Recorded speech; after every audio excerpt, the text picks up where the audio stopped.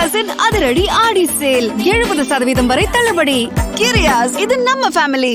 மாண்புமிகு பேரவைத் தலைவர்களே, மாண்புமிகு வேளாண்மை துறை அமைச்சர் அவர்கள் நீண்ட நெடிய விளக்கத்தை தந்தார்கள். பொறுமையோடு நாங்கள் கேட்டுக்கொண்டிருந்தோம். அவருடைய பதிலுரையில் முடிவுரையில் சூரியனுக்கே வேர்த்தது என்ற ஒரு கருத்தை இங்கே சொல்லியிருக்கிறார். இதுவரை யாருமே நெருங்க முடியாத நிலையில் தான் சூரியன் இருக்கிறார் என்பதை எத்தனையோ விஞ்ஞானிகள் முயற்சி செய்தும் அங்கே ஏவுகணைகளை செலுத்த முடியவில்லை என்பதையும் நான் இங்கே சுட்டிக்காட்டி அமர்கிறேன். மாண்புமிகு உறுப்பினர் ஜோதிமணி, மாண்புமிகு உறுப்பினர் ஜோதிமணி. மிகு பேரவைத் தலைவர் அவர்களே, தமிழக முதல்வர் அவர்களே, அமைச்சர் பெருமக்களே, சட்டமன்ற உறுப்பினர்களே, உங்கள் அனைவருக்கும் என்னுடைய முதற்கண் நன்றி கலந்த வணக்கத்தை தெரிவித்துக் கொள்கிறேன். ஐயா, இது என்னுடைய சொந்த கோரிக்கை. சட்டமன்ற உறுப்பினர்கள் அனைவருக்கும் தேவையான கோரிக்கை.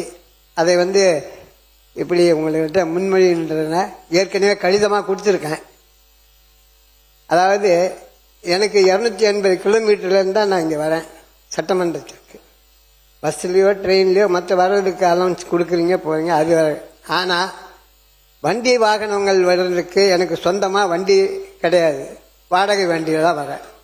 அதோட இல்லை, நான் ஒரு 40 கிலோமீட்டர் என்னுடைய பெருமாள் சார் பையன் இல்லை இருங்க ஐயா, நான் அதாவது சொல்லுங்க ஐயா. 40 கிலோமீட்டர் என்னுடைய சுற்றளவு. சுருக்கமா சொல்லுங்க. அதானா, அதுல போய் மக்களை சந்திச்சு மக்களுக்கு பணி செய்யணுன்ற அளவுக்கு வாகன வசதி இல்லை. ஒன்று.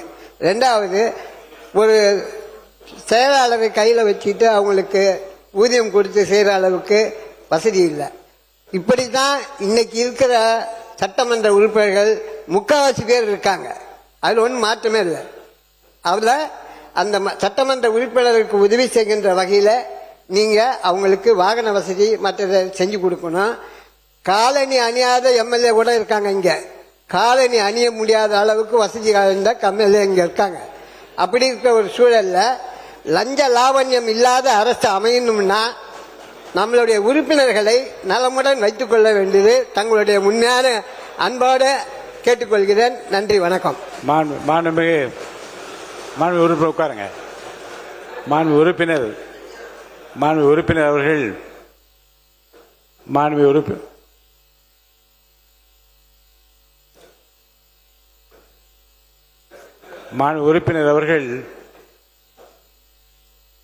உறுப்பினர் அவர்கள் சட்டமன்ற உறுப்பினருக்கு நேர்மையும் உண்மையுமாக நடக்கிற போது சிரமங்கள்லாம் ஏற்படலாம் என்று கருதி சொல்லியிருக்கிறார் என்று நான் கருதுகின்றேன். இதை மாண்புமிகு உறுப்பினர்கள் மற்றும் தமிழக சட்டமன்ற பேரவை மேலவை முன்னாள் உறுப்பினர்கள் நற்பணி சங்கம் அவர்களும் சில கோரிக்கைகள் எல்லாம் வைத்திருக்கின்றார்கள். மாண்புமிகு முதலமைச்சர் அவர்கள் இந்த அவையில் இருக்கின்ற காரணத்தினால் நேரடியாக அவருடைய கவனத்திற்கு கொண்டு செல்வது என் கடமை என்று நான் கருதுகின்றேன்.